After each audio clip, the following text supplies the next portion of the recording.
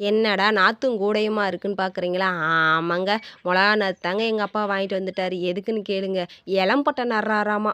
இருக்கிறதெல்லாம் அது இப்போ வருமா, இப்போ நடுறது இன்னும் 3 மாசம் கிருமிச்சு வரும்லம்மா அப்படின்னு சொல்லிட்டு எங்க அப்பா ஒரு 3 செரவு மட்டும் குட்டியூண்டா கை செலவுக்கு ஆகும். நீ நட்டு விடுங்கம்மா அப்படின்னு சொல்லி வாங்கி குடுத்தாரு. எங்க அம்மாவும் எடுத்து நட ஆரம்பிச்சுட்டாரு. சரிம்மா நானுமே நடுறேம்மா அப்படின்னு சொல்லி, ஆமா ஆமா வந்து நடு நறுக்கு நட்டு நம்ம வேலைக்கு கிளம்பலாம் அப்படின்னு சொன்னாங்க. சரிம்மா நானுமே 4 நாத்த எடுத்துக்கிட்டு கிளம்பிட்டேன் ஃப்ரெண்ட்ஸ். எனக்கு நாத்து நடுறதுனா ரொம்ப பிடிக்கும். நாத்து வகையில எதை கொடுத்தாலுமே டக்கு டக்கு டக்கு டக்குன்னு எடுத்து வச்சுருவேன். இது 3/4 மணி நேரத்துல இந்த காட்ட நட்டோம்னா பார்த்துக்கங்களேன். 3 நெற தான்.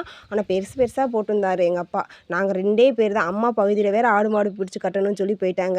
நான் மட்டும் தான் நட்டேன். ஆனா வேகமா நட்டேன். மத்த வேலையில கூட கொஞ்சம் சொதப்பிருவேன். எனக்கு நாத்து நடுற வேலை அவ்வளோ பிடிக்கும்னா பார்த்துக்கங்களேன். இந்த காடு ஃபுல்லாமே நட்டு முடிச்சாச்சு.